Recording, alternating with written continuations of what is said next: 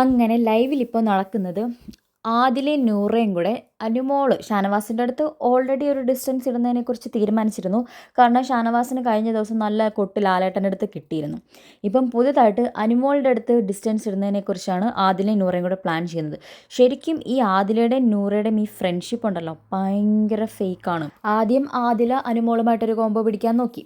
അതിനുശേഷം ശൈത്യമായിട്ടുള്ള പ്രശ്നങ്ങൾ, പിന്നെ അതേപോലെ തന്നെ ലാലേട്ടൻ വന്നിട്ട് ആര്യൻ്റെയും ജിസേലിൻ്റെയും പുതപ്പിനടിയിലെ വിഷം എടുത്തിട്ട് അനുമോളെ കുടഞ്ഞു കഴിഞ്ഞപ്പോൾ ആദില നൈസായിട്ട് അതിനകത്തൊന്ന് മാറാൻ തുടങ്ങി.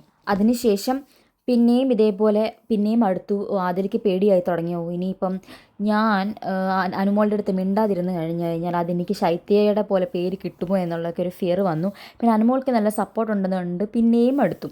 രണ്ടുപേരും അടുത്തടുത്ത് പിന്നെയും നല്ല ഫ്രണ്ട്ഷിപ്പും കൂട്ടുമായി.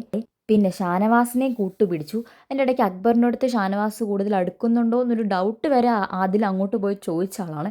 ഇപ്പം പറയുന്ന അക്ബറും വേണ്ട, അനുവും വേണ്ട, കൂട്ടുകെട്ടും വേണ്ട, ഒന്നും വേണ്ട, ഇത് നമുക്ക് നിർത്തിയിട്ട് നമുക്ക് ഒറ്റയ്ക്ക് അല്ലെങ്കിൽ സെപ്പറേറ്റ് കളിക്കാം, ബാക്കിയുള്ളവരുമായിട്ടും കൂടെ കുറച്ച് സീരിയസ് കോൺവെർസേഷനൊക്കെ ഇനി നമുക്ക് ആവാം എന്നൊക്കെയാണ് ആദിലും നൂറയും കൂടി ഡിസ്കസ് ചെയ്യുന്നത്. പക്ഷേ ഇവരിങ്ങനെ ഒറ്റയ്ക്ക് മാറിയിരുന്ന് കൂട്ടത്തിൽ നിന്നവരെ കുറ്റം പറഞ്ഞല്ലെങ്കിൽ അവരോട് ഇനി അടുക്കുന്നില്ല എന്ന് നൈസായിട്ട് മാറിയിരുന്ന് പറയുമ്പം ഇവരുടെ ഗെയിമിനെ അതെന്തോ ഒരു അഫക്റ്റ് ചെയ്യുന്നുണ്ട്. ഇവരൊരു ഫേക്ക് പേഴ്സൺസ് ആണെന്ന് തോന്നിപ്പിക്കുന്ന രീതിയിലാണ് ഇവരിപ്പോൾ ഇവിടെ ഗെയിം കളിച്ചുകൊണ്ടിരിക്കുന്നത്. ഇവർക്ക് വേണമെങ്കിൽ അനുമോളുമായിട്ട് ഡിസ്കസ് ചെയ്യാം. അനുമോളെ ഇങ്ങനെ കഴിഞ്ഞ ദിവസം ലാലേട്ടൻ പറഞ്ഞില്ലേ 80 ദിവസം കഴിഞ്ഞു, അല്ലെങ്കിൽ 70 ദിവസം കഴിഞ്ഞു, നമുക്കിനി ആകെ കുറച്ച് ദിവസം കൂടെ ഉള്ളൂ, നമുക്ക് ഒറ്റയ്ക്കൊറ്റയ്ക്ക് മാറി എന്ന് കളിക്കാം എന്ന് പറഞ്ഞാൽ അതൊരു ജെനുവിനിറ്റി ഉണ്ട്.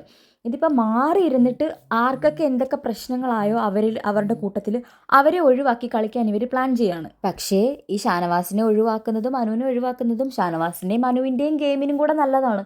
അനു കുറച്ച് നാളായിട്ട് ഇവരുടെ ഒരു ലൂപ്പിനകത്ത് പെട്ടുപോയിട്ട് അനുവിൻ്റെ പേര് വരുന്നതേ ഇല്ല എങ്ങും. അപ്പോൾ ഒരു നല്ല കാര്യമാണ് ഇവർ ചെയ്ത് കൊടുക്കുന്നത്, വളരെ നല്ല കാര്യമാണ്.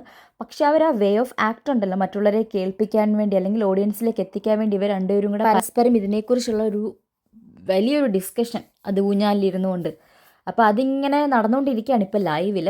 എന്തായാലും നൂറ് അധികം പ്ലേ ഒന്നും ചെയ്യുന്നില്ല, അധികം മീൻസ് പെർഫോം ചെയ്യുന്നില്ല എന്നുള്ളത് മൊത്തത്തിലുള്ളൊരു പരാതിയാണ്. അത് ലാലേട്ടനും എടുത്ത് ചോദിച്ചത് നൂറയ്ക്ക് നന്നായിട്ട് കൊണ്ട്. അപ്പോൾ അതിനി എങ്ങനെയാണ് നമുക്ക് നോക്കാം.